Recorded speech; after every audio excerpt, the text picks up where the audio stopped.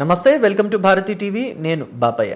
చిరుకి పెద్ద పదవి, ఇక వైసీపీ పని అవుట్ అని చెప్పి ఈ వీడియోకి నేను ఒక టైటిల్ పెట్టాను. అంటే కూటమి సర్కారు మెగాస్టార్ చిరంజీవికి ఒక పెద్ద పదవి, ఒక భారీ పదవిని ఇవ్వబోతోందా అని అంటే పొలిటికల్ ఇండస్ట్రీ వర్గాలు, సినీ ఇండస్ట్రీ వర్గాలు అన్నీ కూడా అవును అనే సమాధానాన్ని ఇస్తున్నాయి. అయితే ఇది ఎంతవరకు సాకారం అవుతుంది, ఏంటి, పదవి ఇవ్వడం అనేది కూటమి నిర్ణయం చేసుకుందా, కూటమిలోని నేతలంతా చర్చించుకొని చిరంజీవికి పదవి ఇవ్వాలనే నిర్ణయాన్ని బయట పెట్టబోతున్నారా అనంటే దానికి పూర్తి స్థాయిలో ప్రభుత్వం నుంచి అవును కాదు అనే సమాధానాలు బయటికి రాలేదు. అలాగే చిరంజీవికి ఈ విషయం చెప్పారా, చిరంజీవి ఏమన్నారు, తీసుకుంటానన్నారా, ఆ పదవిని తీసుకోవడానికి, ఆ పదవిని స్వీకరించడానికి సుముఖత వ్యక్తం చేశారా లేదా అనే విషయాలు కూడా ఇంకా బయటికి రాలేదు.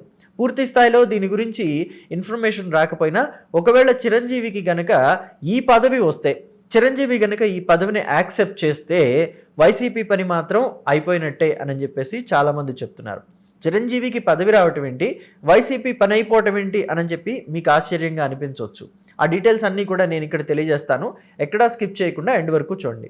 మెగాస్టార్ చిరంజీవి ప్రస్తుతం ఆయన సినిమాలతో చాలా బిజీగా ఉన్నారు. వరుస సినిమాల్ని లైన్లో పెట్టేశారు. కొత్త దర్శకులు కూడా ఆయనతోటి, అంటే యంగ్ డైరెక్టర్స్ కూడా ఆయనతోటి సినిమాలు చేయాలని చెప్పేసి ఉవ్విళ్ళూరుతున్నారు. ఆయనకి ఎలాంటి కథలైతే నప్పుతాయా అని చెప్పేసి సెలెక్టివ్గా తీసుకొచ్చి మరీ ఆయనతో సినిమాలు చేస్తున్నారు. మొన్నటికి మొన్న మన శంకర్ వరప్రసాద్ గారు అని చెప్పేసి సినిమా వచ్చింది. అది ఎంత పెద్ద సక్సెస్ సాధించింది, ఎన్ని వందల కోట్లు కలెక్షన్లు రాబట్టింది మనమంతా చూసాం. అయితే నిజానికి చిరంజీవిని ఏమంటారంటే చాలామంది మెగాస్టార్ చిరంజీవి తిరుగులేని హీరో అని చెప్పేసి చెప్తూ ఉంటారు. నా వరకు నన్ను అడిగితే మాత్రం, ఇది నా అభిప్రాయం మాత్రమే, నన్ను అడిగితే మాత్రం చిరంజీవిని నేనైతే ఎప్పుడు హీరోగా చూడదలుచుకోను. ఆయన బౌండరీస్ లేని ఒక నటుడు అనమాట. తన నట విశ్వరూపం చూపించడానికి మంచి కథ గనక దొరికిందంటే అసలు బౌండరీస్ ఉండవు ఆయన నటనకి.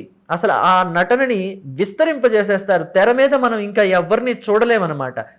చూడలేం కదా, మన కంటికి కనిపించరు. ఇంకా మిగతా నటులు ఎవరో కనిపించరు చిరంజీవి నటన ముందు, తేలిపోతారు. సో అందుకని నేను ఆయనని నటుడిగా ఇష్టపడతాను ఎక్కువగా. ఇక హీరోగా ఇష్టపడే ఆ ఫ్యాన్స్, ఆ ఫ్యాన్ బేస్ ఎంత ఉంది అనేది మనం మాటల్లో చెప్పలేము. మెగాస్టార్ చిరంజీవి ఫ్యాన్స్ని లెక్క పెట్టాలంటే మనకి రోజులు సరిపోవు. అలాంటి హీరో, అలాంటి నటుడు ఇప్పుడు ఇండస్ట్రీలోనే ఎక్కువ టైం స్పెండ్ చేస్తున్నారు, సేవా కార్యక్రమాలు చేస్తున్నారు. అలాగే ఇండస్ట్రీకి సంబంధించి కార్మికులకో లేకపోతే ఏ నటులకు మధ్య లేకపోతే ఈ ఫిలిం ఛాంబర్లోనో ఏమైనా సమస్యలు ఉంటే వాటన్నిటినీ కూడా ఒక ఇండస్ట్రీ పెద్దగా మారి పరిష్కరించుకుంటున్నారు. ఇండస్ట్రీ శ్రేయస్సే తన శ్రేయస్సు అన్నట్టుగా చిరంజీవి ఉంటున్నారు. అయితే రాజకీయాలకి చిరంజీవి ఎప్పుడో దూరం అయ్యారని చెప్పాలి. 2014 తరువాత ఆయన ఏ రాజకీయ పార్టీతోనూ టచ్లో లేరు. టచ్లో లేకపోవడం అంటే ఏ పార్టీలోనూ ఆయన యాక్టివ్గా లేరు అని చెప్పాలి. నిజానికి ఆయన ఇప్పటికీ టెక్నికల్గా చూస్తే కాంగ్రెస్ పార్టీలోనే ఉన్నారు.